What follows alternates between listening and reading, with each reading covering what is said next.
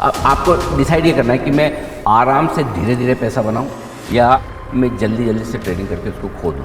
तो basically trading नहीं करनी है। आज के ज़माने में सबको स्टॉक मार्केट से स्टेबिलिटी चाहिए, एफडी की, और कमाई चाहिए इक्विटी की। तो ये सारे इतने बड़े बड़े निफ्टी की टॉप 50 कंपनीज हैं, देश में इतने बड़े इंडस्ट्रियलिस्ट हैं, वो ये सब इतनी मेहनत क्यों कर रहे हैं भाई? मैं महाभारत का संजय हूँ, मैं वो बताता हूँ जो मुझे दिख रहा है। हम कहीं ट्रेडिंग को प्रमोट करना ही नहीं चाहते हैं, हम तो इन्वेस्टर्स को ही प्रमोट करना चाहते हैं। लेकिन पार्ट ऑफ गेम है। आपका 80% पैसा तो लगा हुआ है आपके रियल एस्टेट में, 10% आपका गोल्ड होगा, 10% आपकी एफडी होगी, मुश्किल से 4-5% इक्विटी में होगा। लेकिन सबसे ज़्यादा टेंशन उसी की है। हमारे म्यूचुअल फंड्स इतने बढ़िया हैं, ट्रस्ट मी, इतने बढ़िया फंड मैनेजर्स हमारे पास हैं। एक्चुअली वो वॉरेन बफेट से ज़्यादा रिटर्न देने वाले लोग हैं। देखो मैं मारवाड़ी आदमी हूँ, मुझे तो जब तक रुपए का माल चवन्नी में ना मिले मज़ा ही नहीं आता। कोई मज़ा ऐसा नहीं जो फ्री का मिलता हो। सही बात है। हर एक मज़े के लिए आपको पैसे देने होते हैं। लोग शेयर खरीदने की सोचते हैं, मैं एक्सचेंज खरीदने की सोचता हूँ। सारे क्रिएटर्स हमेशा ये बोलते थे कि आप न्यूज़ चैनल वालों की मत सुना करो, क्योंकि वहाँ पे पंप एंड डंप होता है। शेयर बाजार की बात करेंगे, भारी गिरावट आज दर्ज की गई है। तो क्या इंडिया वाकई में एक ग्रोथ स्टोरी है? जैसे बोलते हैं कि इंडिया एक सोने की चिड़िया है। GDP will cross $5 trillion by that time. By 2047. आपको किसी चीज से डर लगता है?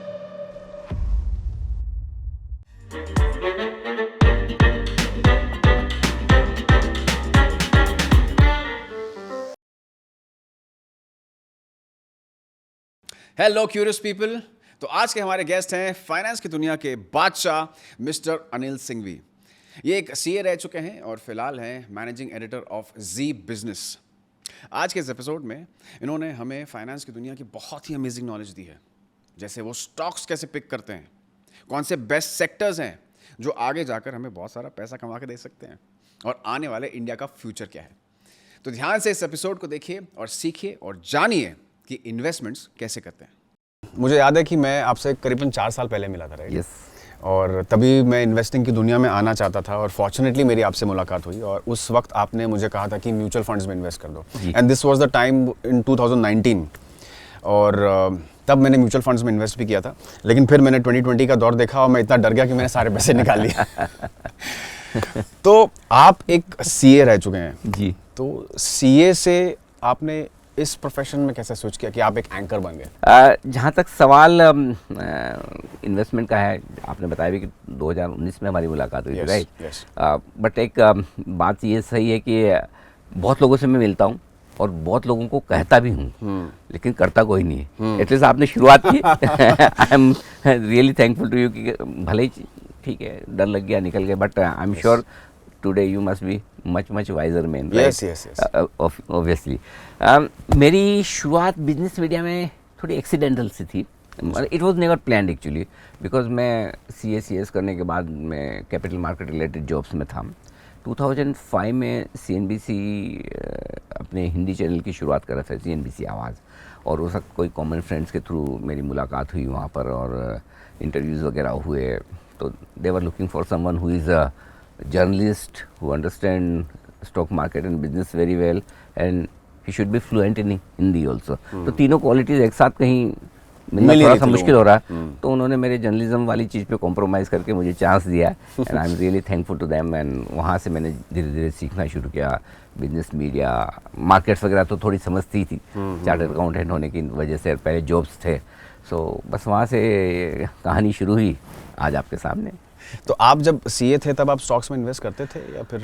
मैं स्टॉक मार्केट रिलेटेड जॉब्स में ही था सिंस 1994। जब से NSE शुरू हुआ है, पहले दिन से मैं स्टॉक मार्केट रिलेटेड जॉब्स में था। तो वो डे इन डे आउट में, मतलब stock market related research, accounting, risk management, MIS, क्या नहीं, मतलब सारी चीज़ें की हुई है। सो वो तो समझ पूरी अंडरस्टैंडिंग थी कि मार्केट्स कैसे बिहेव करते हैं, क्या होता है क्या नहीं है। सो सीए करने के बाद यही किया था एक्चुअली। आप ट्विटर पे काफ़ी एक्टिव हैं, मैंने देखा है आपको। जी बिल्कुल। अभी है ना, ये पार्ट ऑफ लाइफ हो गया। मतलब या तो आप रहें या बिल्कुल ना रहें, बीच वाला सिस्टम ही नहीं है। अगर आप सोशल मीडिया में हैं तो पूरे एक्टिव रहिए, नहीं तो मत रहिए, वैसा हाल है। लेकिन मैंने आपको देखा आप 6-6 घंटे आप लगातार, मतलब 9 बजे से या 8:30 बजे से आप लगातार, आप 3:30 बजे तक मैंने आपको टीवी पे देखता हूँ। मेरे पापा तो आपके बहुत बड़े फ़ैन हैं, पूरा दिन मेरे घर पे जी बिजनेस चलता है। मैं देखना चाहूँ या नहीं देखना चाहूँ, but you are there on my TV all the time. So आप 6 घंटे तक, आप 6-7 घंटे आप कंटिन्यूस टीवी पे रहते हैं। और जहाँ तक मैं जानता हूँ कि you being an anchor on this channel, आप ट्रेडिंग नहीं कर सकते, लेकिन आपको लोगों को एडवाइस देनी कि आप क्या खरीदिए और क्या नहीं खरीदिए, यू नो, इसमें आपका कोई फायदा नहीं है। तो आपको मोटिवेशन कहाँ से मिलता है बेसिकली? तो 2 चीज़ें हैं। पहली चीज़ तो ये कि थैंक गॉड दैट कि आपके शोज़ और सीरियल्स का टाइम मेरे साथ मैच नहीं होता, नहीं तो आपके पापा मेरा शो नहीं देखती शायद। मतलब पहले शक्ति का मैं सीरियल जो आ रहा है वो देखूंगा। लेकिन जहाँ तक सवाल, देखिए, आपने कई बार देखा होगा कि बाज़ार में तेज़ी हो या मंदी हो, मैं जब शो करता हूँ मुझे कोई फ़र्क नहीं पड़ता, मैं उतनी ही मस्ती के साथ शो करता हूँ। हमारे शो पे बड़ा लाइटर मूड माहौल रहता है, हंसी मजाक चलती है। लोग बहुत बार बोलते हैं हमारे तो मार्केट गिरते बड़ा स्ट्रेस हो जाता है, ब्लड प्रेशर बढ़ जाता है, आप कैसे मस्त रहते हैं? सो इसका राज ही यही है। मैं किस मार्केट को अच्छा मानता हूँ, जो ऊपर जाए या नीचे जाए वो नहीं, जो एनालिसिस हम कर रहे हैं मार्केट वैसा ही होना चाहिए। अगर हमने सोचा कि तेजी होगी, इतनी होगी और उतनी हुई, तो इसका मतलब मार्केट सही है ना? नहीं तो मतलब मार्केट तो खैर तब भी गलत नहीं, मैं ही गलत हूँ। सो हमें उसमें मजा आता है। रहा सवाल मोटिवेशन का, मोटिवेशन किस चीज़ का है? मेरे जॉब में सबसे बड़ा मोटिवेशन ये है कि अगर लोग आके ये मुझे कहे या लोग ये सोचे कि हाँ आज अनिल को सुन के देख के मुझे कोई डायरेक्शन मिला है मार्केट के बारे में, या मुझे अपने इन्वेस्टमेंट डिसीजन में कुछ मदद मिली है, या इनको देख के सुन के मैंने पैसा बनाया है। सी देखो, कोई हम शाहरुख सलमान तो है नहीं कि हमारी मूवी चल रही है लोग पैसा देकर देखने आएंगे, ना हम इतने स्मार्ट हैं, आप जितना भी नहीं, मैं तो अरे तो सीधी सी बात है कि हम जो एडवाइस दे रहे हैं लोग उसी के लिए हमारे पास आते हैं। करेक्ट। सो इसलिए सबसे बड़ा मोटिवेशन यही है कि अगर हम हमारे व्यूअर्स की मदद कर पाएँ एक सही इन्वेस्टमेंट डिसीजन लेने में, मार्केट का डायरेक्शन सही देने में, और जब वो होता है उसका जो अप्रिसिएशन मिलता है, that is priceless. That's a great cause. That is priceless. तो आजकल बहुत सारे न्यूबीज आ रहे हैं शेयर मार्केट में, जैसा हमने पहले भी डिस्कस किया कि कितने सारे लोग, नए लोग जो हैं वो शेयर मार्केट की तरफ आना चाहते हैं, इन्वेस्ट करना चाहते हैं। ऐसे इतने सारे जो नए लोग आते हैं जो 20-22 साल 25 साल के हैं, जिन्होंने अभी कमाना शुरू किया है, आप उनको क्या एडवाइस करना चाहेंगे? किस तरीके से उनको इन्वेस्टमेंट की शुरुआत करनी चाहिए? देखिए, उनके लिए बहुत सिंपल सी एडवाइस है। बहुत जल्दी, बहुत ज़्यादा और बिना मेहनत के आसानी से पैसा कमाने का सबसे मुश्किल रास्ता है स्टॉक मार्केट। ठीक है, लोगों को क्या लगता है ये ऐसी जगह है जहाँ बहुत सारा पैसा बनेगा, बहुत जल्दी बनेगा और बिना मेहनत के बनेगा, ये बड़ा आसान है। It's not that, it's other way round. It's very very difficult. लोगों को प्रॉब्लम क्या है, लोगों को हर काम जल्दी करना है, और ये प्रॉब्लम इसी जनरेशन की नहीं है, ये हर एक जनरेशन की। और स्टॉक मार्केट की तरफ लोग इसीलिए ज़्यादा आते हैं कि उन्हें लगता है बहुत ज़्यादा पैसा बन जाएगा, जल्दी बन जाएगा, मेहनत नहीं करनी, मेरा जो काम चल रहा है वो तो चल ही रहा है। करेक्ट। मुझे सिर्फ क्या करना है, मुझे सिर्फ पैसा लगाना है और जल्दी से। अच्छा, मज़े की बात देखिए, से सपोज आप एक्टिंग के प्रोफेशन में, आपको अपनी इनकम एक्टिंग से 100% करनी हो, डबल करनी हो, तो शायद आपको 3 साल 2 साल उतने लग ही जाएंगे, राइट? आप अपनी प्राइस बढ़ाएंगे, समय थोड़ा बढ़ाएंगे, ज़्यादा काम करेंगे। लेकिन यहाँ पर जो इन्वेस्टर आता है उसको 6 महीने में डबल चाहिए, है ना? जो काम भाई आपको आता है, जो ज़िंदगी भर आप कर रहे हैं, जिसमें आपकी एक्सपर्टाइज है, जिसकी पढ़ाई आपने की है, वो तो 3 साल में डबल नहीं हो रहा, ये 6 महीने में डबल करना है। सो मेरी कोई सिंपल सी एक ही चीज़ है, ये मार्केट सिर्फ और सिर्फ इन्वेस्टर्स के लिए। ट्रेडिंग वगैरह, ऑप्शंस, फ्यूचर्स, ये वो शॉर्ट टर्म, ये इनसे मज़ा आता है, किक मिलती है, लेकिन आपको पता है शक्ति के लाइफ में कोई मज़ा ऐसा नहीं जो फ्री का मिलता हो। सही बात है। हर एक मज़े के लिए आपको पैसे देने होते हैं, चाहे मूवी देखने जाना हो, टिकट खरीदनी होगी, बाहर खाना खाने जाना हो तो पैसे लगेंगे, कहीं आप घूमने जाएंगे तो सिंपल सी चीज़ है। आप फ़न के लिए मत आइए, इन्वेस्टमेंट के लिए आइए, और investment is really serious business, और वहाँ पर ट्रेडिंग नहीं, आपको इन्वेस्टमेंट के तौर पर देखना चाहिए। पैसा धीमे बनेगा, आपको डिसाइड ये करना है कि मैं आराम से धीरे धीरे पैसा बनाऊँ या मैं जल्दी से ट्रेडिंग करके उसको खो दूँ। Option is very clear. So next generation को, जो हमारे यूथ है, उनको मेरी एडवाइस यही कि इस प्रोफेशन को इस तरह से देखिए, आप जो काम कर रहे हैं उसे करते रहें। ये आपके लिए एक इन्वेस्टमेंट साइड एक्टिविटी है, जो आप एक अच्छे एडवाइज़र के थ्रू अच्छा पोर्टफोलियो बनाइए, अच्छे म्यूचुअल फंड्स में पैसा डालिए और भूल जाइए। तो बेसिकली ट्रेडिंग नहीं करनी है। Of course not, no doubt. अगर आप कर रहे हैं इसे फुल टाइम प्रोफेशन के तौर पे कर रहे हैं, स्किल्स के साथ कर रहे हैं, डिसिप्लिन के साथ कर रहे हैं, ये वैसा है ना, ये 20-20 गेम है ट्रेडिंग। लग गए तो पहली बॉल पे सूर्य कुमार यादव 6 भी मारेंगे, करेक्ट, और पहली बॉल पे आउट भी होंगे, बिगनर्स लक जैसे कहते हैं। एग्जैक्टली तो आप अगर सूर्य कुमार यादव बन सकते हैं तो आइए 2020 में। और आपको चेतेश्वर पुजारा बनना है तो टेस्ट मैच में जाइए, वो इन्वेस्टिंग है। इन्वेस्टिंग बड़ा बोरिंग है, बोरिंग काम है, लॉन्ग टर्म है। उसके लिए आप में एक ना अलग टेम्परामेंट चाहिए, और ट्रेडिंग अलग टेम्परामेंट है। मैं तो सिंपल सी एक चीज़ कहता हूँ, से सपोज आपके पास 100 रुपये हैं, आप एक काम करिए 75 इन्वेस्ट कर दीजिए, ठीक है, 25 आप ट्रेडिंग के लिए रखिए, करिए जितनी मर्जी, जिस दिन खत्म हो जाए आप समझ लेना मेरे बस की बात नहीं, छोड़ दीजिए उसके बाद। सो होता क्या है कि आप 100 आपकी कैपिटल है, उससे ट्रेडिंग करेंगे तो बाद में इन्वेस्टमेंट के लिए बचेंगे नहीं। सो अगर ट्रेडिंग करनी ही है तो आपको ट्रेडिंग के लिए स्किलफुल होना पड़ेगा, आपको डेटा एनालिसिस आना चाहिए, आपको चार्ट्स आने चाहिए, आपको मार्केट की नॉलेज आनी चाहिए, और ये फुल टाइम जो है। कई सारे डॉक्टर से मैं जानता हूँ, अब सुबह मैंने निफ्टी ले लिया, फिर गए ओटी में, 3 घंटे बाद निकल के आए, तब तक निफ्टी कहाँ से कहाँ भाई। और गलती से एक्सपायरी पे ले लिया तो खत्म, पेशेंट एक्सपायर ना हो जाए पता चला कहीं का गुस्सा कहीं निकल गया। सो पॉइंट ये कि ये फुल टाइम जॉब है। राइट। तो अच्छा। सेबी भी कहती है 90% लोग पैसा कमाते हैं, लेकिन इसका मतलब ये भी 10% तो कमाते हैं। सो आप अगर उस 10% में आ सकते हैं तो nothing can beat this thing. Trading is fantastic thing if you can be in that top 10%।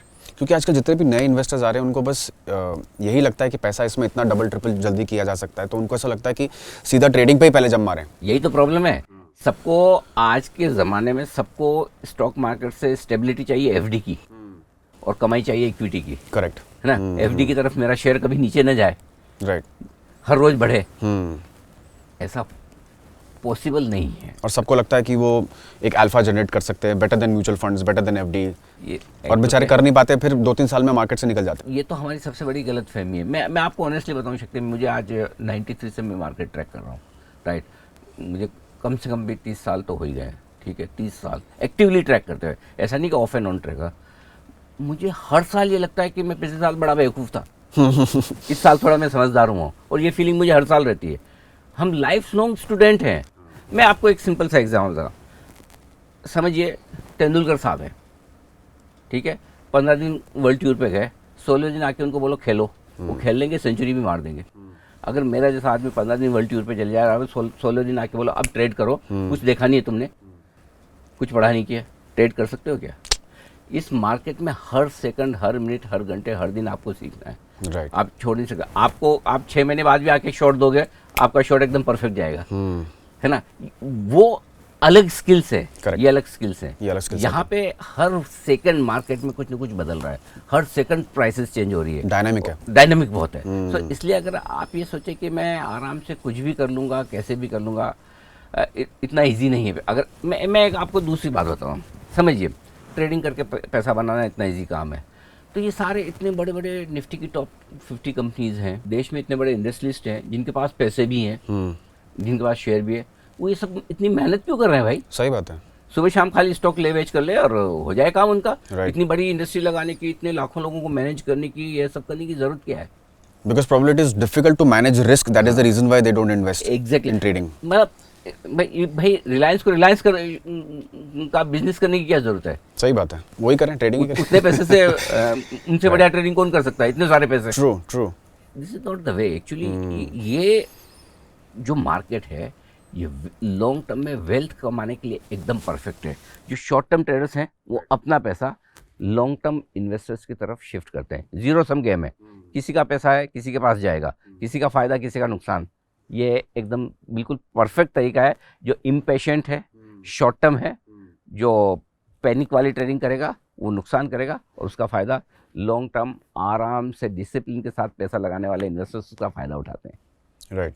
So lesson learned, basically हमें इन्वेस्टिंग पे ज्यादा फोकस करना चाहिए। ज्यादा नहीं, पूरा 100% पूरा। ओके। और ज्यादा खुजली तो 25% साइड में निकाल के रखो फॉर ट्रेडिंग। करके देख लो ना। राइट। सी हमें कोई गलतफहमी नहीं होनी चाहिए कि आपको और मुझे सुन के लोग बदल जाएंगे। राइट। कोई नहीं बदलने वाला। करेक्ट। अगर 2-4% समझ जाए, राइट, तो वो हमारा अचीवमेंट है। सही बात है। तो मैं इसलिए बोलता हूँ, मैं आजकल किसी नेक्स्ट जनरेशन के बच्चों से मिलता हूँ, मैं कभी ना नहीं बोलता। कि मत करो, क्योंकि वो जैसे आपने बोला मत करो, उनको पेरेंट्स वाली फीलिंग आने लगी, अंकल है ना ये ज्ञान देने आ गए। मैं बोलता हूँ करो, लेकिन कोई भी गलती उतनी ही बड़ी करो कि दूसरी गलती करने के लायक बचो, है ना। तो अगर आपने पैसा गंवा भी दिया है तो उतना पैसा रहना चाहिए कि आप उसे इन्वेस्ट करके वापस बना पाए। राइट। तो थोड़ा करके देख लो, अगर आप स्किलफुल हैं आप कर सकते हैं, why not, you should do it. मैं हमेशा एक ही फॉर्मूला देता हूँ, ज़िंदगी में 2 चीज़ें करनी चाहिए। अगर 2 चीज़ें कहीं फिट हो रही हो तो वो हर काम करना चाहिए। पहला, it should be legal, so is trading is legal? Yes. Second को, you should make money out of it. उसका जवाब हर इंडिविजुअल के पास है, लीगल है अगर और उसमें आप पैसा बनाने तो आप क्यों नहीं करें, जरूर करें। Right. लेकिन अगर ये दोनों कंडीशन में से एक कंडीशन पूरी नहीं हो रही तो वो काम करना ही नहीं है आपको। सो इसी से जुड़ा एक सवाल है कि आजकल जो लोग ट्रेडिंग कर रहे हैं, और जैसे जितने भी न्यूज़ चैनल्स हैं मार्केट में, वो हर व्यूअर्स को मतलब ये बोलते हैं कि आप साथ में अब ट्रेडिंग भी करो, इन्वेस्टिंग भी करो। तो अगर ट्रेडिंग अगर इतनी अच्छी नहीं है तो हम उन्हें सिर्फ इन्वेस्टिंग की तरफ क्यों नहीं रुख करवाते उनका, हम उनको ट्रेडिंग करने के लिए क्यों कहते हैं? बहुत बढ़िया सवाल है। ये किसने कहा आपको कि ट्रेडिंग खराब है? खुद सेबी ने कहा है कि 90% ट्रेडर्स बराबर मार्केट में लोग हैं। डरा दिया। तो सबसे पहले तो काम सेबी बंद कर सकती है ट्रेडिंग। सही बात है। फिर एक्सचेंजेस कर सकते हैं। अभी उन्होंने इतने सारे टैक्सेस लगा दिए। मैं महाभारत का संजय हूँ, मैं वो बताता हूँ जो मुझे दिख रहा है। करेक्ट। एज एन एंकर मेरा काम है जो मुझे दिख रहा है मुझे बताना। दूसरा, अब आप ये कह सकते हैं हम भी तो ट्रेडिंग प्रमोट करते हैं या हमारे एक्सपर्ट्स आके ट्रेडिंग करते हैं, बिल्कुल सही है आपका जवाब। आप और मैं दोनों जंगल में गए, शेर आ गया, तो मुझे क्या करना है? मुझे शेर से नहीं बचना है, शेर तो खाएगा ही, मुझे आपसे तेज भागना है। क्योंकि शेर भी बाई नेचर तो आलसी है, जो पहले कम भाग रहा है तेजी से उसको पकड़ेगा। राइट। तो मेरा काम इतना ही है कि जो आदमी ट्रेडिंग कर रहा है मैं उसको उतनी हेल्प कर दूं, अगर वो प्रॉफिट बना रहा है तो मुझे देख के ज्यादा बनाए, और नुकसान कर रहा है तो मुझे देख के कम करे। करेक्ट। मुझे उसको आउट परफॉर्म करना है। करेक्ट। आप समझे मेरा पॉइंट? राइट। सो नहीं सही है ये मैं जानता हूँ, आप जानते हैं। हर एक लिकर की बोतल के ऊपर लिखा हुआ है, हर एक सिगरेट के पैकेट पे लिखा हुआ है। सही बात है। लेकिन बिक रही है ना। राइट।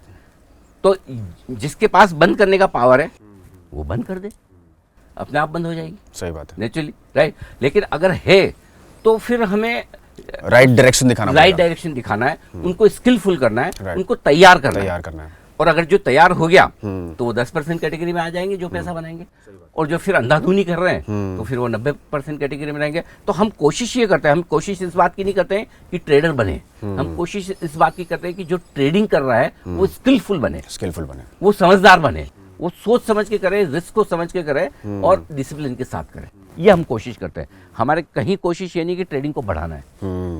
और दूसरी बात ये, अगर समझिए आपने शक्ति मुझे पूछा कि यार अनिल 2-3 स्टॉक बता दो, मैं आपको बोला अच्छा LNT ले लीजिए, TCS ले लीजिए, तो आप ये बोलेंगे यार इसके लिए मैंने आपको सवाल पूछा था क्या? मुझे तो वो बताओ 25-50 वाला कोई पेनी स्टॉक, ये तो मुझे भी पता है। सो क्या है, लोगों की माइंडसेट वैसी है और हमें लोगों को उनकी माइंडसेट के हिसाब से सर्व करना होता है, इसलिए ये डिफरेंस है। But in any case by no means हम कहीं ट्रेडिंग को प्रमोट करना ही नहीं चाहते हैं, हम तो इन्वेस्टर्स को ही प्रमोट करना चाहते हैं, लेकिन पार्ट ऑफ गेम है, क्या करेंगे? जिसको जो खाना है वही खाएगा, बुफे है, जिसको पसंद आए वो लीजिए। सो अनिल सर, आप अपने पूरे लाइफ स्पैन में, अपने करियर में आप बहुत सारे बड़े बड़े इन्वेस्टर्स को मिले हैं, मैंने आपके पॉडकास्ट देखे हैं, मैंने आपके इंटरव्यूज़ देखे हैं, तो उन जितने भी बड़े इन्वेस्टर्स से आप मिले हैं, आपको सबसे बेस्ट एडवाइस क्या मिली है और क्या आप उसको अभी तक फॉलो करते हैं? देखिए, पहली चीज़ तो ये कि मैं मिलता सबसे हूँ और सुनता भी सबकी हूँ। यही मैं करता हूँ जो मुझे ठीक लगता है, और उसका रीज़न ये है क्योंकि मेरे डिसीजंस के लिए मैं जो भी कर रहा हूँ उसके लिए जिम्मेदार मैं ही हूँ, है ना। सो मैं अपने रूल्स बनाता हूँ, चाहे वो इन्वेस्टिंग के हो चाहे लाइफ के हो। सो मेरा रूल बहुत क्लियर कट है। 2 चीज़ें चाहिए लाइफ में अगर आपको एक सक्सेसफुल इन्वेस्टर होना है तो, पहला डिसिप्लिन और दूसरा पेशेंस। आप डिसिप्लिन तरीके से पैसा लगाइए और उसके बाद पेशेंस रखिए। तीसरी कोई चीज़ नहीं चाहिए। अगर आपने 2 चीज़ें ठीक कर ली और उसके बाद आपने ठीक ठाक सा कोई स्टॉक ले लिया, ठीक ठाक सा कोई फंड ले लिया, अपने आप ये मार्केट इतना बढ़िया है, जो लोग कम मेहनत करते हैं, कम उछल कूद करते हैं, उनको ज़्यादा पैसा बना के देता है और जो लोग ज़्यादा रोज़ सुबह शाम लगे रहते हैं उनसे पैसा ले लेता है। पर जो आपने जो कहा डिसिप्लिन, ये मैं इस पॉइंट पे आना चाहूँगा। डिसिप्लिन का क्या मतलब है? मतलब डिसिप्लिन का मतलब सिंपल सा चीज़ है कि पहला कि मुझे कितना पैसा इक्विटी में डालना है। ओके। भाई अब प्रॉब्लम क्या है कि आपने सपोज आपके पास 100 रुपये हैं, आपका 80% पैसा तो लगा हुआ है आपके रियल एस्टेट में, 10% आपका गोल्ड होगा, 10% आपकी एफडी होगी, मुश्किल से 4-5% इक्विटी में होगा। लेकिन सबसे ज़्यादा टेंशन उसी की है। आपका गोल्ड का दाम 5 साल ना बढ़े तो भी चलेगा, आपको कभी बेचने का मन नहीं होता। अगर आपने कोई फ्लैट में इन्वेस्ट किया है, उसकी रेंटल यील्ड 1-1.5-2% है, जो एफडी से क्या सेविंग बैंक अकाउंट से कम है, यू आर नॉट बॉदर्ड। भाव भले 8 साल पहले जिस फ्लैट का जो था आज भी वही है, और डे बाई डे आपकी बिल्डिंग पुरानी हो रही है, आपको फर्क नहीं पड़ता। करेक्ट। लेकिन इक्विटी जैसे ले ली आपने और 5% स्टॉक नीचे आ गया, अरे ये क्या हो गया, और आप तुरंत उसको बेचने के बारे में सोचते हैं। ये डिसिप्लिन आपके दिमाग में आना चाहिए कि मैं जो कुछ कर रहा हूँ मैं आज के लिए नहीं कर रहा, मैं आने वाले 3-5 साल के लिए 5 साल तब आपका पेशेंस होराइजन बनाना पड़ेगा। और दूसरा ये कि रेगुलर इंटरवल पे डालना है। से सपोज मेरे जैसा आदमी जिसकी सैलरी इनकम है, तो मैं हर महीने SIP करूँ। आप जैसे आदमी हैं जिनकी कभी एक साथ बहुत सारी कमाई आएगी, कभी मूवी रिलीज हुई, कभी सीरियल्स आए तो एक साथ आते हैं, तो आप उसको उस तरीके से लगाएं कि मुझे कैसे STP करके पैसा लगाना है, या जब मुझे आए लॉन्ग टर्म में लमसम में कैसे लगाना है। बट आपको वो जो भी आपकी इनकम है और सेविंग है, उसको आपको डिसिप्लिन तरीके से इन्वेस्ट करना है और पेशेंस के साथ लॉन्ग टर्म के लिए होल्ड करना है। सिंपल, अगर ये 2 चीज़ कर ली, अपने आप काम सारा हो जाएगा। तो बेसिकली जो आपकी जो इन्वेस्टिंग फिलॉसफी है, आपकी इन्वेस्टिंग स्टाइल है, वो आप बताना चाहेंगे आप किस तरीके से इन्वेस्ट करते हैं? देखो मैं मारवाड़ी आदमी हूँ है ना, ऊपर से सीए तो करेला और नीम चढ़ा है ना। मुझे तो जब तक रुपए का माल चवन्नी में ना मिले मजा ही नहीं आता। तो वैल्यू इन्वेस्टिंग बेसिकली, वैल्यू तो होनी ही चाहिए। ठीक है, कई बार मैं ग्रोथ वाले स्टॉक्स रिकमेंड करता हूँ, क्योंकि जब मैं रिकमेंड कर रहा हूँ तो मैं डिपार्टमेंटल स्टोर लेके बैठा हूँ, राइट। तो मेरे पास जो कस्टमर आएगा मुझे उसको सबको सर्व करना है। लेकिन जब मेरे खुद के इन्वेस्ट करने की बात आती है तो मैं सोचता हूँ वैल्यू कहाँ है ना।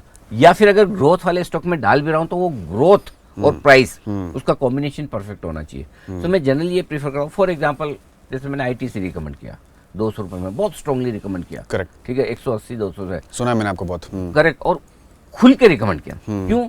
मुझे साफ भाई 10-12% का डिविडेंड देने वाला स्टॉक, निफ्टी का stock, right, establish business model, professional management, you can't go wrong. और 7-8 साल से स्टॉक ने कुछ परफॉर्म नहीं किया, तो मुझे बहुत सस्ता मिल रहा है। निफ्टी का स्टॉक मुझे 10% का डिविडेंड दे दे, मुझे और क्या चाहिए लाइफ में। राइट। तो आप बेसिकली लार्ज कैप कंपनीज के ऊपर ही कंसंट्रेट करते हैं या फिर स्मॉल कैप, माइक्रो कैप? हर एक तरह के, मुझे कोई कैप से मतलब नहीं, मुझे बिजनेस अच्छा लगना चाहिए। अगर मुझे लगता है बिजनेस अच्छा है, वैल्यूएशंस अच्छे हैं, कंपनी का प्रोस्पेक्ट फ्यूचर बढ़िया है, मुझे नो डाउट मैं ये देखता हूँ कि किस तरह के लोगों को कौन सा स्टॉक चाहिए। सो अल्टीमेटली कुछ ऐसे लोग होंगे जो रिस्क कम लेना चाहते हैं, नहीं लेना चाहते, उनके लिए लार्ज कैप्स होंगे। कुछ बड़े सीजनड इन्वेस्टर्स हैं, उनके लिए हम स्मॉल कैप भी रिकमेंड करते हैं। तो अपने रिस्क के हिसाब से आपको चुनना है। बट हमारे पास तो पोर्टफोलियो में, फिर वही कहूँगा, हमारे बुफे में सब कुछ है। एक थोड़ा सा हार्ड हिटिंग क्वेश्चन है, आप बताइए आप इसको आंसर करना चाहते हैं नहीं। मैंने देखा है, क्योंकि मैंने अपनी इन्वेस्टिंग की जर्नी की शुरुआत 2019 से की, जब मैं आपको पहली बार मिला था, और मैंने कहीं PMS फंड में मैंने एक पैसा दिया था और उन्होंने मेरा फंड जो है 65% माइनस कर दिया। एंड आई वाज लाइक, आप कैसे मेरा पैसा इतना माइनस कर सकते हो? मतलब मतलब आपको कुछ तो सेंस होना चाहिए कि आपको पता है कि अगर मार्केट गिर रही है या फिर कोई स्टॉक इतना गिर चुका है, तब आपको राइट टाइम पे आपको सेल कर देना चाहिए था। तब मुझे लगा कि नहीं, मुझे भी समझना पड़ेगा मार्केट क्या है, मैं खुद पढ़ने बैठूंगा। तो मैं खुद पढ़ने बैठा, खुद मैंने बहुत रिसर्च किया। तो मैंने जितना भी मैं यूट्यूब पे मैं जितने भी वीडियोस देखता था, तो सारे क्रिएटर्स हमेशा ये बोलते थे कि आप न्यूज़ चैनल वालों की मत सुना करो, क्योंकि वहाँ पे पंप एंड डंप होता है कि पहले बता दिया जाता है, पहले बाय कर लेते हैं, बाद में फिर उसको डंप करते हैं। तो हमेशा ये क्रिएटर्स की, यूट्यूब क्रिएटर्स या सोशल मीडिया क्रिएटर्स की और न्यूज़ वालों की जंग छिड़ी रहती है। तो आपका इसके बारे में क्या कहना है? पहली चीज़ तो मैं आपको क्लियर कर दूँ, हमारी किसी से कोई जंग नहीं है, और हम हमारा काम अच्छे से करना चाहते हैं ना, वो हम करते हैं। रहा सवाल किसी का किसी के बुराई का, हमने आज तक किसी यूट्यूबर की बुराई नहीं की। कई बार क्या होता है कि आप, वो कहते हैं ना कि जैसे आप कहीं बाहर जा रहे हैं और 2 लोग झगड़ रहे हैं, तो आप तुरंत खड़े हो जाएंगे, भले आप दोनों को नहीं जानते। करेक्ट, ठीक है, अरे कौन है, क्या है, पूछेंगे किसी पास वालों को, ये क्यों झगड़ रहे हैं, बोले पता नहीं, लेकिन वो मज़ा आता है झगड़ा देखने में। तो क्या होता है कि अगर कोई यूट्यूबर किसी चैनल को गाली देगा, किसी एंकर को गाली देगा, तो सारे आ जाते हैं सोशल मीडिया पे, बाकी लोग भी। आप पिक एंड चूज़ कर सकते। कई बार लोग हमें बोलते हैं आपके जो अच्छे कॉल्स हैं वो तो आप बता देते हो, कई बार खराब वाले तो कभी बताते नहीं हो। मैं अकेला एंकर हूँ जो मैं अपने खराब कॉल्स पहले बताता हूँ, और कई बार बताता हूँ, एक देखा बार मैंने, नहीं कई बार देखा बताता मैंने, हाँ। हूँ। सपोज मैंने इंडिया बुल्स आपको 260 में बोल दिया लेने के लिए और वो 130 हो गया, 50% चला गया होगा। लेकिन मैंने अगर आपका किसी आईटीसी में 3 गुना कर दिया, किसी मजगांव डॉक में 10 गुना कर दिया, किसी बीएससी में 15 गुना कर दिया, करेक्ट, तो आपने खोया कितना? करेक्ट। ओवरऑल देखिए, काम ऐसा करो कि लोग खुद आपको पसंद करें। राइट। वजह ये मैं कहूँ कि वो खराब ये खराब, तो मेरे लिए सब अच्छे हैं। व्यूअर्स को डिसाइड करना उन्हें किसको फॉलो करना। हो सकता है किसी व्यूअर को मुझसे फ़ायदा ना हो, किसी यूट्यूबर को देख के फ़ायदा हो। जिसके साथ आपकी मैचिंग हो थॉट्स की, जिसको देख के आपको कंफर्ट कॉन्फिडेंस आता हो, जिसको देख के आपको लगता है कि इसकी एडवाइस सही है, आप उसको फॉलो कीजिए। दुनिया के सारे 100% फॉलोअर्स मेरे होने चाहिए, ये गलतफहमी ना मुझे ना किसी और को होनी चाहिए। सो इसलिए मैं ये कहता हूँ कि जो भी इन्फ्लुएंसर्स भला बुरा कहते हैं, भगवान उनको सद्बुद्धि दे और मुझे भी सद्बुद्धि दे कि मैं कभी उनके लिए खराब ना बोलूँ। Basically one coach one approach, simple. मैं ये सिंपल बोलता हूँ, सब लोग अच्छा काम करें। चलो अच्छा, सारे क्रिएटर्स को जवाब मिल गया उनका। नहीं जवाब नहीं, I love them and I wish them everyone should do good work for the society, simple सी। Right right right. अच्छा, बीच में ये जो हमारे फाइनेंस मिनिस्टर हैं, उन्होंने एक ऑप्शन ट्रेडर्स जो इतने बढ़ गए हमारे, जो धड़ल्ले से आ रहे हैं और सब ऑप्शंस मार्केट में घुसना चाहते हैं, सब पैसा ट्रिपल चौबल करना चाहते हैं, तो उनको कम करने के लिए उन्होंने कुछ टैक्सेस बढ़ा दिए। तो अब आपको क्या लगता है उसके बाद टैक्सेस मतलब जब बढ़ गए हैं तो ट्रेडर्स कम हो चुके हैं या एग्जिट कर चुके हैं? क्योंकि मैक्सिमम इनकम उनको उसी से होती है और उन्होंने उसी के ऊपर सबसे ज़्यादा टैक्स लगा दिया। तो आपका क्या कहना है उस बारे में? शक्ति, मुझे ये बताइए कि आजकल तो कम हो गया 5, 7, 10 साल से। पहले हर बजट में टेंशन क्या होती थी? बजट आ रहा है मतलब आईटीसी पे सिगरेट पे टैक्स बढ़ेगा, करेक्ट, लीकर पे टैक्स बढ़ेगा, कुछ चीज़ें ऐसी है जो खराब मानी जाती है लाइफ में, उन पे टैक्स बढ़ना पक्का है, राइट। अगर ये भी एक लत है, एडिक्शन है, और इस पे टैक्स अगर फाइनेंस मिनिस्टर बढ़ा रही है, see as a matter of fact we all know it's not hedging, it's speculation. Right right. अगर हेजिंग है, मुझे बताइए वीकली, आपने मुझे बोला कि जैसा आप ऑप्शन या डेली ट्रेडिंग की बात करते हो, अब मुझे बताओ कि हर रोज एक्सपायरी हो रही है, कौन एक्सपायरी के दिन हेज करता है? अच्छा एक चीज और बताइए, 80% वॉल्यूम किसी भी ऑप्शन में उसी दिन होता है जिस दिन एक्सपायरी है, करेक्ट? करेक्ट। तो अगर मैं हेज करना चाहता हूं, मैं इन्वेस्टर हूं, मैं उसी दिन की एक्सपायरी का हेज करूंगा? अरे भाई तो लाइफ में फिर अगले हर एक घंटे की एक्सपायरी भी शुरू कर दो। सही बात है। हेजिंग होती है तो कोई महीने भर के ऑप्शंस में हेज कर रहा होगा, कुछ कर रहा होगा, सो सबको पता है। सो मैं बेसिकली जो इनिशियल इन्वेस्टमेंट होता है ना, जो करना होता है, इसके लिए उसको कम करने के लिए, मे बी मार्जिन अमाउंट कम करने के लिए, मे बी वो लोग आगे के कॉल्स बाय करते हैं। हाँ वो सब करते हैं हेजिंग के लिए। हाँ देखो, दो तरह की चीजें हैं। कुछ तो ऐसे के जो सोच समझ के टेक्निक के साथ, स्किल के साथ स्ट्रेटेजी बनाकर ट्रेड करते हैं, राइट, वो एक अलग चीज है। राइट। बट अल्टीमेटली आइडिया क्या है? जो कोई हेज फंड है, कोई एल्गो ट्रेडिंग कर रहे हैं, कोई मशीन ट्रेडिंग कर रहे हैं, ये सब उनके लिए नहीं, उनको नुकसान है, नो डाउट, उनके टैक्सेस बढ़ेंगे, कॉस्ट बढ़ जाती है, राइट। लेकिन अल्टीमेटली गवर्नमेंट का पर्पस क्या है? उनका पर्पस ये कि अगर जो समझदार नहीं है, जो रिटेल वाले लोग हैं कि मैं 500 रुपये का एक ऑप्शन ले लूँ, 1000 का आज ले लूँ, अगर लग गई तो लॉटरी 10,000 हो जाएगा, राइट, उनको रोकना है। और उनको रोकने पर अब बट बात यही है कि कितने सक्सेसफुल होंगे मुझे पता नहीं। जिसको स्पेकुलेशन करना है ना, वो कहीं न कहीं रास्ता ढूंढ लेगा, ठीक है, वो ढूंढेगा, वो ज़्यादा टैक्स देके भी करेगा। ये वैसे ही है, आप सिगरेट के दाम बढ़ा दो तब भी डिमांड वही रहने वाली है, लीकर के दाम बढ़ा दो तब भी, टैक्स बढ़ा दो तब भी डिमांड रहने वाली है। ये भी वैसा ही है, जिनको टैक्सेस के थ्रू तो कमाएंगे, अच्छा कमाएंगे, और भी कमाएंगे भी। ठीक है, उनको अगर आपको 10,000 रुपये का नुकसान ही करना है तो ठीक है, गवर्नमेंट थोड़ा ज़्यादा ले ले, मार्केट में कम जाए, इतना ही फर्क पड़ने वाला है, बाकी कुछ खास फर्क नहीं पड़ेगा, मुझे नहीं लगता है। तो जब आपको इन्वेस्टिंग करना अलाउड है? हाँ ऑफ कोर्स मैं करता हूँ। अच्छा, तो मैं तो खुल के बोलता हूँ।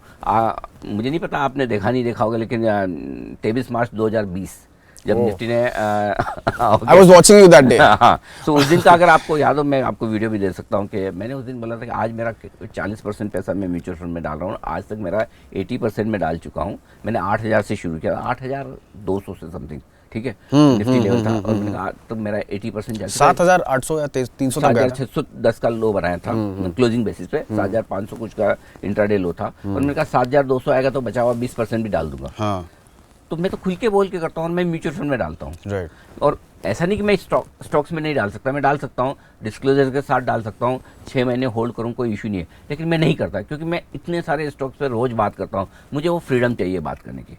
मैं फिर ये सोचो किसी स्टॉक पे बोलने के पहले अरे मैंने इससे बढ़िया ना। और एक और चीज़ बताऊँ, ऑनेस्टली हमारे म्यूचुअल फंड्स इतने बढ़िया हैं, ट्रस्ट मी, इतने बढ़िया फंड मैनेजर्स हमारे पास हैं, एक्चुअली वो वॉरेन बफेट से ज़्यादा रिटर्न देने वाले लोग हैं। अच्छा। हाँ, आप कई सारे ऐसे अच्छे फंड मैनेजर्स हैं, कोई नीलेश शाह, कोई नवनीत मनोत, कोई एस नरेन, कोई प्रशांत जैन, इतने बढ़िया बढ़िया फंड मैनेजर्स हिंदुस्तान में हैं जिन्होंने बढ़िया पैसा बना के दिया है।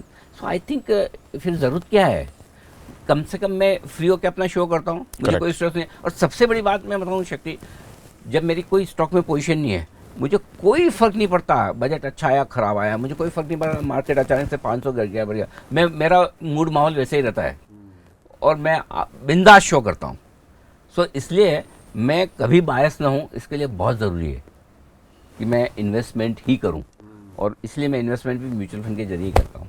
लेकिन जब आपको स्टॉक्स में, स्पेसिफिक स्टॉक्स में आपको इन्वेस्ट करना हो तो आप स्पेसिफिकली क्या पैरामीटर्स देखते हैं उसमें? हाँ, अच्छा, पैरामीटर्स तो बेसिकली पहला प्रोमोटर्स, ओके, प्रोमोटर्स बहुत अच्छे होने चाहिए। अच्छे प्रोमोटर आपको, अगर आपने महंगा शेयर खरीद लिया तब भी पैसा बना के दे देंगे, लेकिन ख़राब प्रोमोटर का शेयर आप सस्ता भी खरीदेंगे तब भी नुकसान होने के पूरे चांस है। दूसरा प्रोडक्ट, हाँ, दूसरा प्रोडक्ट मतलब बिजनेस बढ़िया होना चाहिए, past present and future. Okay. तीसरा प्राइस, हर चीज़ एक प्राइस पे अच्छी है। वैल्यूशंस मतलब प्राइस मतलब वैल्यूशन, आपके वैल्यूशंस अट्रैक्टिव होने चाहिए। ऐसा नहीं कि मैं किसी प्राइस पे टीसीएस भी आपको ख़राब लग सकता है और किसी प्राइस पे आपको कोई दूसरी कंपनी अच्छी लग सकती है, तो प्राइस भी अच्छी होनी चाहिए। Correct. चौथा ये कि प्रोस्पेक्टिव यानी फ्यूचर ग्रोथ क्या है। अभी तक तो आपने पास देखा है, राइट, लेकिन फ्यूचर ग्रोथ भी आपको देखना पड़ेगा। और पांचवा है परसेप्शन। परसेप्शन मतलब इस स्टॉक के बारे में लोगों का सोचना क्या है, that is called governance, good governance. So ये मैं 5 P देखता हूँ, और अगर ये 5 P में मेरा कोई स्टॉक फिट होता है तो फिर then you invest. That is worth investing, not investing, that is worth recommending. कि मैं स्टॉक तो डायरेक्टली लेते ही नहीं।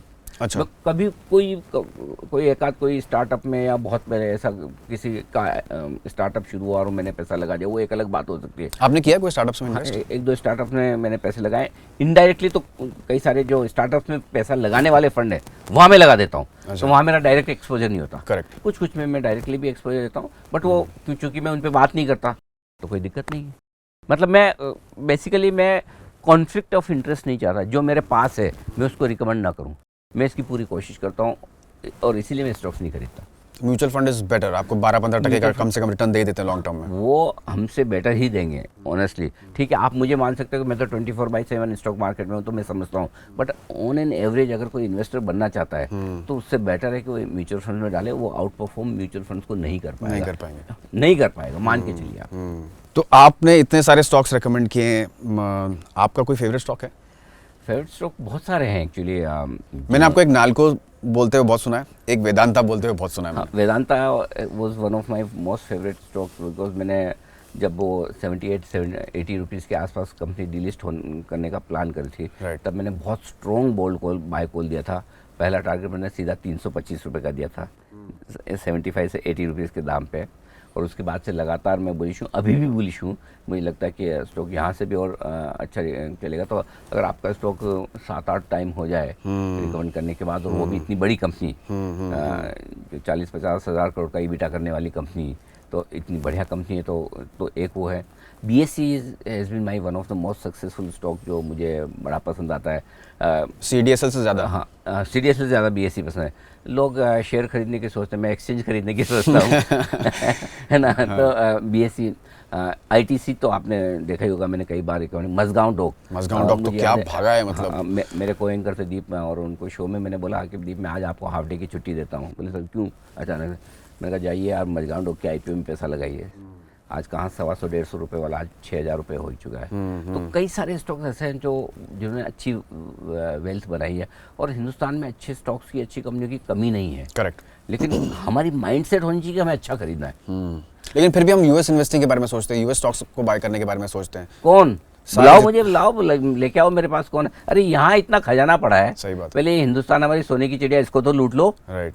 नहीं, लोग गूगल खरीदना चाहते हैं, Amazon खरीदना चाहते हैं, Facebook खरीदना चाहते हैं। But the basic principle, one principal which I follow, यार जो समझ में आए वो करो, जो ना समझ में आए उसको पहले साइड कर दो। सही बात है। तो आपकी 90% प्रॉब्लम तो इस मार्केट में वैसे दूर होगी, क्योंकि 90% कंपनी आपको समझ ही नहीं आएगी। तो इंडिया में ही पैसा बन रहा है। अमेरिका वालों को अमेरिका में बना रहे हैं तो हम हमारे यहाँ बना रहे हैं, और फिर भी किसी को समझ है तो ज़रूर करना चाहिए, नथिंग रॉन्ग इन दैट। हमारे व्यूअर्स जो है रिटेल इन्वेस्टर्स है उनकी समझ कम है, फिर भी मैं आपको ये कहूँगा कि कुछ 2-3 फंड ऐसे हैं इंडिया में जो बाहर के स्टॉक्स में इन्वेस्ट करते हैं, आप उन फंड्स में डाल दीजिए, आपका इनडायरेक्ट एक्सपोजर वहाँ हो जाएगा, कोई दिक्कत नहीं। करेक्ट। आप इतने सारे प्रमोटर्स को मिले हैं, आपने इतने सारे इंटरव्यूज़ किए उनके, मैं आपके इंटरव्यूज़ देखता रहता हूँ, तो आपको अब तक सबसे फेवरेट प्रमोटर आपका कौन है? मतलब आपको लगता है कि ये इस बंदे में दम है या फिर ये बहुत ही अच्छा प्रमोटर है, इनसे बेटर प्रमोटर कोई नहीं हो सकता? देखो उनसे बेटर बहुत हो सकते हैं, मुझे नहीं पता, लेकिन जो मुझे अच्छे लगते हैं मैं बताऊँ। राइट। मुझे 2 प्रमोटर से बहुत अच्छे लगते हैं, एक गोदरेज साहब, आदि गोदरेज साहब, ओके, और दूसरे आनंद महिंद्रा साहब। ओके। क्योंकि मैंने इनका अब तक, जब से मैंने स्टॉक मार्केट और कॉर्पोरेट ट्रैक करना शुरू किया, जब से मैं सीईओ हूँ, highest level of corporate governance इन दोनों ग्रुप में मैंने देखे हैं। कभी किसी तरह की कोई ख़राब खबर नहीं, कोई कंट्रोवर्सी नहीं, कुछ आलतू फालतू बात नहीं। अपने जो बिजनेस करेंगे शांति से करेंगे, एकदम अच्छे तरीके से करेंगे। मतलब आपको पूरी इंडस्ट्री में आप घूम जाइए, एक आदमी आपको ये नहीं मिलेगा जो इनके बारे में कुछ ख़राब बोले, और ये बहुत बड़ा अचीवमेंट, बहुत बड़ी बात है। ये बहुत बड़ी बात है। ये कॉर्पोरेट वर्ल्ड में है ना, मैं बताऊँ आपको, जो जंग होती है ना, ये इजराइल हमास के बीच में या रशिया यूक्रेन के बीच में, उससे गंदी जंग होती है। मतलब किस किस तरह से एक दूसरे को मारा काटा जाता है, वो आप और हम सोच भी नहीं सकते हैं। ऐसे में अगर किसी कॉर्पोरेट का, किसी ग्रुप का, किसी प्रमोटर का कोई दुश्मन नहीं है, इनफैक्ट उसकी तारीफ़ करने वाले लोग हैं, ये उनके लिए जो उन्होंने बिजनेस बनाया उससे बड़ा अचीवमेंट मैं मानता हूँ। तो मैं ये 2 ग्रुप हैं, और भी बहुत सारे हैं, बट इमीडिएटली आपने बोला तो ये 2 नाम मुझे याद आए, जिनको मैं, गोदरेज साहब से तो मुझे कई बार इंटरव्यू करने का, मिलने का मौका भी मिला। तो gem of a person Anand Mahindra साहब, क्या उन्होंने कंपनी बनाई, क्या ग्रुप बनाया है। So they have done wonderful jobs. अभी आप इतने सालों से शेयर मार्केट में तो लोग वैसे ही बहुत सारे पैसे कमाते हैं, आई एम श्योर आपने भी कमाए होंगे। आपके माइंड में कोई बॉल पार्क फिगर है आपको कि इतना पैसा आपको कमाना है? फिगर तो है, जैसे आपको कोई फिगर है मेरे माइंड 100 करोड़, 5000 करोड़, 10,000 करोड़? फिगर है मेरे माइंड में 1 करोड़। अरे सर, ये फिगर मेरे माइंड में, वो तो आपने कब का अचीव कर लिया होगा, बचपन में? नहीं है, ये मेरी एक्सटेंडेड फैमिली का है। अच्छा। कि मेरे एक्सटेंडेड फैमिली में, मेरे सोशल मीडिया पे जो लोग मेरे साथ जुड़े हैं, Right. वो नंबर कभी किसी दिन 1 करोड़ होगा। वो तो डेफिनेटली सर, 1 करोड़ से ज़्यादा है, हम 100% मैं श्योर। आपको बताऊं, मेरी ज़िंदगी में मैंने एक चीज़ ऑब्जर्व की है, जैसे जैसे उम्र बढ़ रही ना, खाना पीना कम होता जा रहा है, घूमना फिरना कम होता जा रहा है, खर्चे कम हो रहे। ज़्यादा से ज़्यादा क्या होगा, आप थोड़ा महंगा जूता खरीद लेंगे, थोड़े महंगे कपड़े खरीद लेंगे, इसके बियॉन्ड और कुछ भी नहीं। सो अल्टीमेटली आपको क्या चीज़ खुशी देती है वो इम्पोर्टेंट है। सो मतलब मैं अगर ऑनेस्टली बताऊं, सिर्फ मुझे पैसे कमाने होते हैं तो मैं मीडिया में होता ही नहीं। हाँ, मैं शायद हार्ड कोर स्टॉक मार्केट में होता। Right. मेरे साथ वाले दोस्त लोग हैं जो किसी कंपनी के MD CEOs हैं, उनकी सैलरी मुझसे कई गुना ज़्यादा है, कई गुना बता रहा हूँ, कई गुना। सो मैंने अपनी ज़िंदगी में ठीक ठाक सा पैसा कमाया है, और मुझे कभी बहुत पैसे से मुझे किक ही नहीं मिली। मुझे किक मिलती है अगर शक्ति आके मुझे कहे कि भाई यार, आपको देख के मैं अच्छा इन्वेस्टर बना हूँ, आपको देख के मैंने पैसा बनाया है। कई लोग आकर बोलते हैं कि सर आपकी वजह से मेरा घर बन गया, आप मुझे देख के इन्वेस्ट कर रहे हैं, पैसा बना रहे हैं। करेक्ट। तो ये तो आपकी किस्मत में ही लिखा है ना, पैसा बनाना। अगर मैं जरिया बन गया हूँ तो ये मेरा नसीब है। मैं ग्रेटिट्यूड फील करता हूँ कि मुझे ऊपर वाले ने मौका दिया। बाकी जो किस्मत लिखवा के लाया वो तो कमाएगा ही ना। अनिल सिंह भी नहीं बोलेगा तो कोई और बोलेगा। क्या ज़्यादा इंपॉर्टेंट है आपके हिसाब से, टेक्निकल एनालिसिस या फंडामेंटल एनालिसिस, या फिर दोनों? मेरे लिए कुछ अलग चीज़ इंपॉर्टेंट है, वो मैं आपको बाद में बताता हूँ। पहले टेक्निकल और फंडामेंटल का मैं बता दूँ। अगर आप इन्वेस्टर हैं तो आपके लिए फंडामेंटल एनालिसिस इंपॉर्टेंट है। अगर आप ट्रेडर हैं तो आपके लिए टेक्निकल एनालिसिस इंपॉर्टेंट है।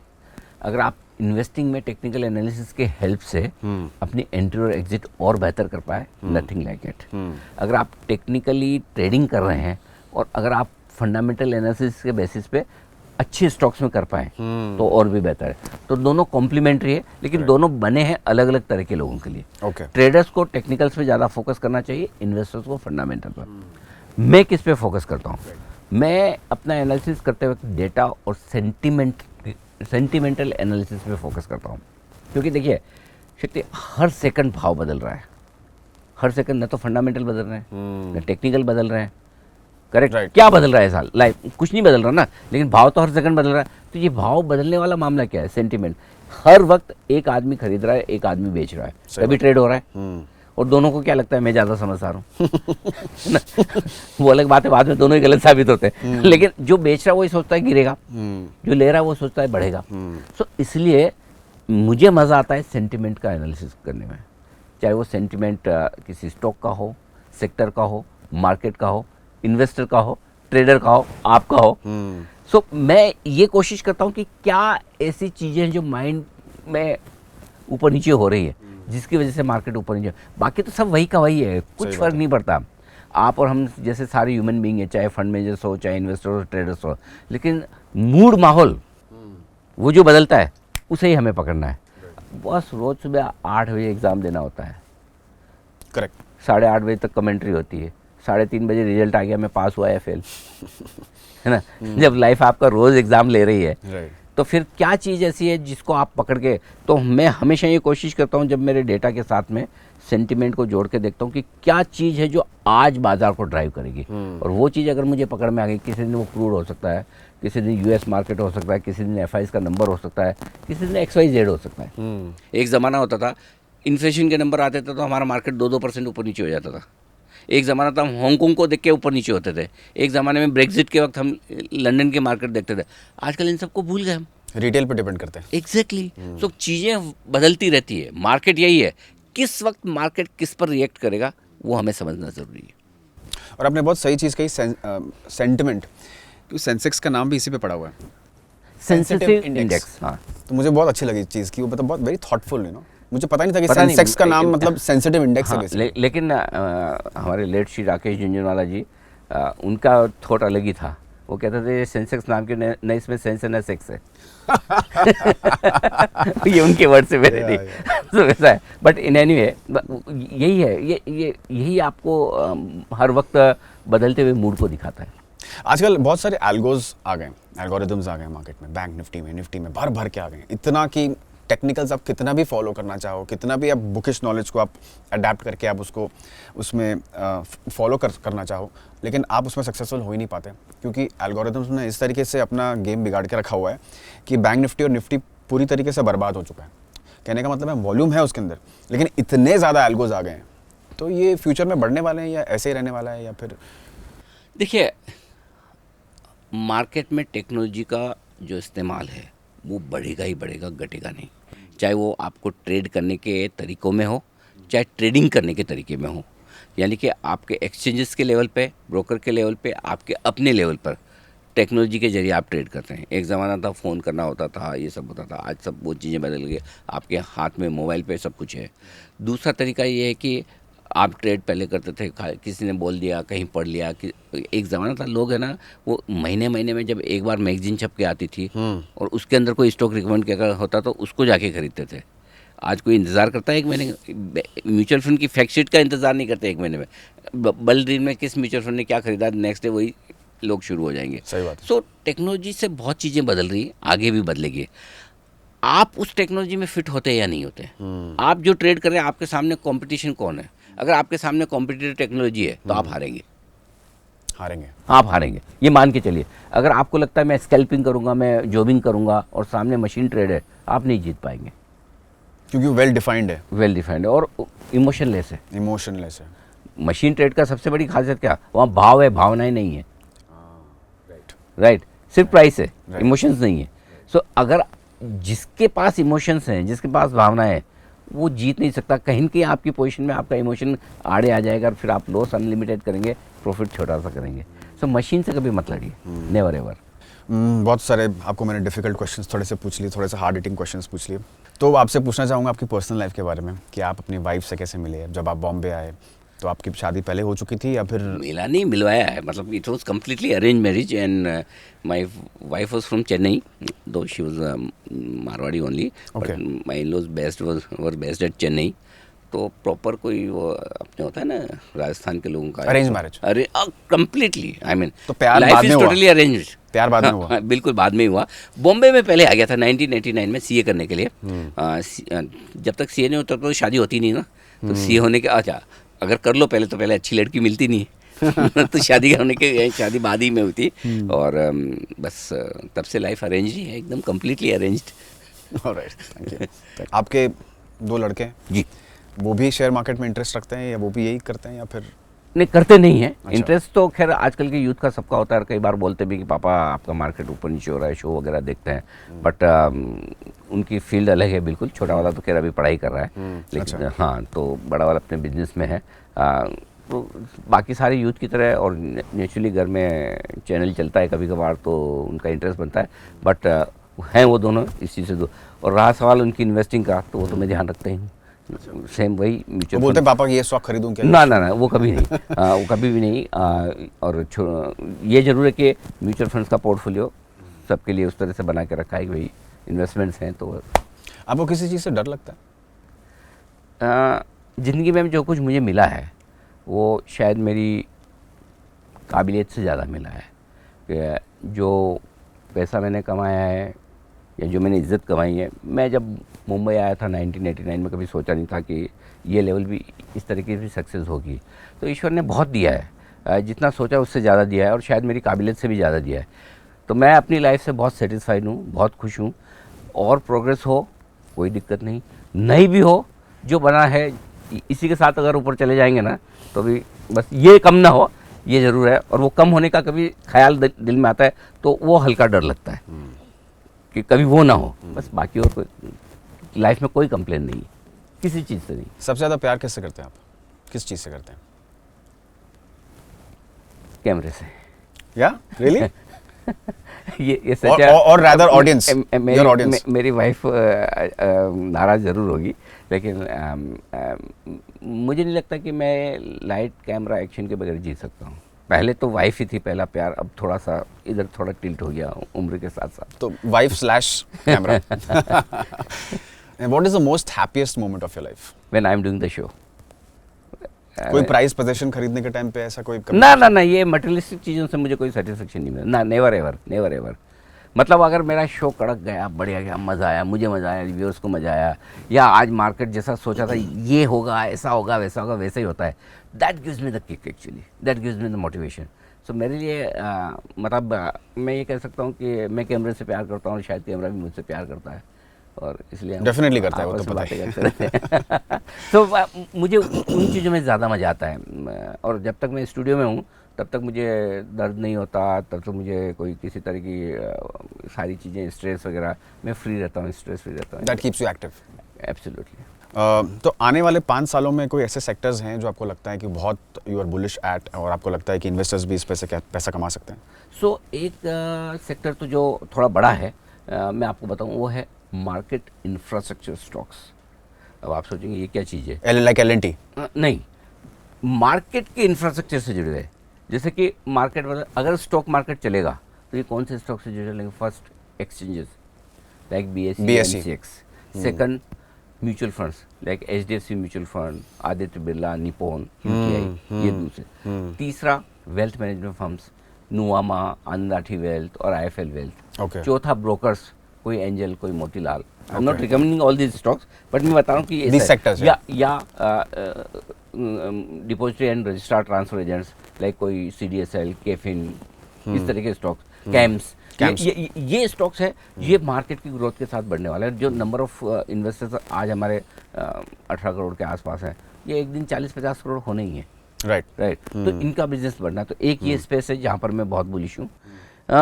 एक में चूँकि इंडिया की स्टोरी पे बड़ा बुलिश हूँ, तो मुझे FMCG सेक्टर सदाबहार बहुत अच्छा लगता है। ये सेफ है, ये आपको साल का 14-15% रिटर्न बना के लॉन्ग टर्म में दे देगा, इसमें कोई दिमाग लगाने की जरूरत नहीं। Britannia, ITC, Nestle kind of stocks, Godrej consumers, सब बढ़िया है, मैरिगो, डाबर वगैरह, जिस कैटेगरी पूरा बास्केट ही ले लो बेसिकली। जहाँ, तो ये एक सेक्टर खरीद लो आप। ग्लोबली 2 सेक्टर्स मुझे बहुत पसंद आते हैं, जो जिस पे हमारी ताकत है, IT और फार्मा। हाँ, तो ये दोनों अच्छा करेंगे ही करेंगे, ये सेक्टर है। एक जो सेक्टर है जिसपे मैं बहुत ज़्यादा बुलिश हूँ, वो है PSUs। अब भी अच्छा, सबसे पहले रेलवे और डिफेंस हमने पकड़ा था, और हमने उस समय हम रिकमेंड करते तब कोई देखता नहीं था। करेक्ट। अब भी मुझे PSUs पसंद है, लेकिन अब थोड़ी सी मेरी चॉइस बदली, मैंने oil and gas, energy, power PSUs ये ज़्यादा पसंद है, ये मुझे अच्छा लगता है। और बाकी बैंक्स वगैरह तो सदाबहार है ही है, प्राइवेट बैंक्स वगैरह आप हमेशा कभी भी खरीद के रहें, आप इनमें कोई नो ब्रेनर है। FMCG बैंक्स ये तो हमेशा पैसा बना के आपको देंगे, बट मुझे PSUs अभी भी बहुत पसंद है। लोग थोड़ा PSUs के नाम में, अरे ये क्या है, आई लव देम। भाई देखो अपने सिंपल है, यहाँ पैसा बनाने के लिए लोग आते हैं।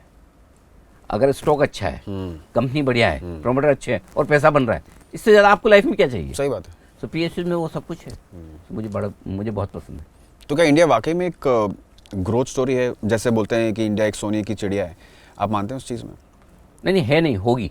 थी वंस अपॉन अ टाइम, एक ज़माने में था जब पूरे दुनिया भर का ट्रेड हम मैनेज करते थे। धीरे धीरे सारी चीज़ें अंग्रेज आए, बैकडोर एंट्री से ले गए सारा, ईस्ट इंडिया कंपनी बना के, राइट। सो मुझे लगता है कि अभी तो भारत का फिर से इस राउंड वाला बेस्ट पीरियड अभी तक आया नहीं है। बहुत बाकी है, अभी बहुत कुछ। कितने साल अप्रोक्सीमेटली आपके हिसाब से? मुझे लगता है कि सी अब हम जिस लेवल पे जो हम टेक ऑफ कर चुके हैं, या आप जिस हाईवे पे हम दौड़ रहे हैं, यहाँ ज़्यादा से ज़्यादा ये हो सकता है कि स्पीड कम ज़्यादा हो जाए। आपका ड्राइवर कैसा है, वो कितना भगा सकता है, ठीक है। ये देश तो भागेगा, पूरी दुनिया भर में बहुत कम देश ऐसे बच्चे जो रिलायबल हैं। स्पेशली चाइना ने जो कुछ किया कराया है, बहुत कम देश ऐसे हैं जो ज्योग्राफी में बड़े हैं, पॉपुलेशन में बड़े हैं, जिनके पास सब कुछ है। सो इंडिया के पास ऐसा कुछ भी नहीं है जिसकी वजह से हम टॉप 3 इकोनॉमी में जल्दी ना पहुँचे। सो आई एम श्योर अगले 8-10 साल तो कहीं नहीं गए, हमारे ही हैं। ये ग्रोथ स्टोरी है बेसिकली हमारी। 100%। मतलब मुझे तो कभी कभी लगता है मैं एक जनरेशन जल्दी आ गया दुनिया में। तो क्योंकि हिंदुस्तान का सबसे बढ़िया टाइम जो है ना, वो नेक्स्ट जनरेशन देखेगी। तो बेसिकली इंडिया पे बेट करना चाहिए, ना कि यूएस पे या फिर किसी और कंट्रीज पे? वो अपनी अपनी चॉइस हो सकती है। मैं दूसरों के लिए मेरा बाई नेचर है, मैं शक्ति में किसी के खराब बोलता ही नहीं। आपको यूएस पसंद आए वहाँ लगाओ, क्योंकि यूएस को ही हम लोग फॉलो करते हैं ना मोस्टली। डाउ जोन्स नीचे गिरा हुआ है तो हमारी मार्केट नीचे आती है। देखिए ये तो भाईचारा है हमारा, वसुधैव कुटुंबकम है ना। तो क्या होता है कि कभी वो हमें फॉलो कर ले, कभी हम उनको कर ले, वो एक अलग बात है। लेकिन अल्टीमेटली जब हम मजबूत हुए, जब हमारा पैसा आया है, जब हमारी इकोनॉमी अच्छा कर रही है, तो हमने उनको फॉलो करना कम तो कर दिया ना। राइट। बिल्कुल बंद तो नहीं करेंगे ना। करेक्ट। एक तो एक ही दुनिया का हिस्सा है। Right. सो जैसे जैसे हमारी अपनी स्ट्रेंथ होगी, हम बंद भी कर देंगे, ऐसी क्या बात है। और अगर किसी से कोई अच्छा सिग्नल मिल रहा, अगर मुझे आपसे मिलकर 2 चीज़ अच्छी मिल रही तो मुझे फॉलो करने में क्या हर्ज है। मैं शक्ति से कुछ सीख ही रहा हूँ। अगर मुझे डाउ कुछ सिखा रहा है तो मैं सीख लूंगा। उसमें कौन सा ईगो है? नहीं डाउ क्यों नहीं देखूंगा, या डाउ कौन होता है, ऐसा सोचने का नहीं है। End of day stock market में आप पैसा बनाने आते हैं, और उस पैसा बनाने में आपको जो भी मदद करे अच्छे तरीके से, यू शुड अप्रिशिएट। तो मेरा फंडा बहुत क्लियर है। एक समय आएगा जब हमें किसी को देखने की ज़रूरत नहीं पड़ेगी। और हो सकता है, मैं आपको आज एक बात कहना चाहता हूँ, ये जो तेज़ी है, ये जो पैसा भारतीय बाज़ारों में आ रहा है रिटेल इन्वेस्टर्स का, ये कुछ नहीं है। ये जो तेज़ी है, ये जो पैसा भारतीय बाज़ारों में आ रहा है रिटेल इन्वेस्टर्स का, ये कुछ नहीं है। ये टिप ऑफ आइसबर्ग है, आपसे कुछ नहीं देगा। एक ज़माना आएगा, लिख के रखिए, और ये बात मैंने आज से 1.5-2 साल पहले टीवी पे बोली थी। एक समय वो आएगा जब हिंदुस्तान के रिटेल इन्वेस्टर्स बाज़ार में इतना पैसा लगाएंगे, और ये पैसा न सिर्फ हिंदुस्तान के बाज़ारों में लगेगा, दुनिया भर के दूसरे बाज़ारों में जाकर हमारे इन्वेस्टर पैसा लगाएंगे, और वहाँ के लोग बोलेंगे आज हिंदुस्तान की एफआईज हमारे बाज़ारों में खरीद रही है, इसलिए हमारे मार्केट बढ़ेंगे। या आप और मैं अपनी लाइफ टाइम में देखेंगे। तो हमारे सबको दिखे, जनता को दिखे, पूरी दुनिया को दिखे, और हमारी मार्केट जो है बहुत खूब फ्लरिश करे, और आप भी खूब फ्लरिश करें। Thank you so much for coming on this show sir. Pleasure is all mine, और thank you so much for inviting me. और आई थिंक आपका ये पहला पॉडकास्ट है शायद, है ना। सो आपने पहले पॉडकास्ट में मुझे बुलाया तो ये थोड़ा और स्पेशल हो जाता है। Yes you are special to me. I wish you all the best, be a much more successful investor, create wealth for yourself and create wealth for your industry also. क्योंकि आपकी industry में कई सारे लोग हैं जिनकी income कभी आएगी तो बहुत सारी आएगी, नहीं आएगी तो बिल्कुल नहीं होगी, बिल्कुल भी नहीं आएगी। अनसर्टेनिटी है। हाँ, तो इसलिए उनको इन्वेस्टमेंट्स की और ज़्यादा ज़रूरत है, अच्छे से वेल्थ बनाने की ज़रूरत है। पैसे तो आपको लोगों को बहुत मिलता है, मुझे पता है। ऐसा नहीं है सर। नहीं, मैं बताता हूँ, विद प्रूफ बता सकता हूँ मैं आपको। क्योंकि देखिए सर, मैं लाइव करता हूँ, मेरे पास रिटेक का ऑप्शन ही नहीं है। तो जो रिटेक करता है उनको बहुत सारे पैसे मिलते हैं, एक ही टेक में देता है उसको एक ही टेक जितने पैसे मिलते हैं। On the lighter note, but I wish you all the best. आप बहुत ज़्यादा सक्सेसफुल हो, बहुत ज़्यादा वेल्दी हो, ये मेरी शुभकामनाएं। Thank you sir, thank you sir. I am sure आपने इस एपिसोड को एंजॉय किया होगा, and I am excited to that how bright India's future gonna be. ऐसे और अमेजिंग गेस्ट को हम इस चैनल पर लाते रहेंगे, और अगर आप कोई स्पेशल गेस्ट को देखना चाहते हैं तो आप कमेंट सेक्शन पर लिख दीजिए, और एपिसोड को अपने फ्रेंड्स एंड फैमिली के साथ ज़रूर शेयर कीजिए, ताकि वो भी इस नॉलेज का फ़ायदा ले सकें। Till then, keep exchanging good energies, stay healthy, stay blessed.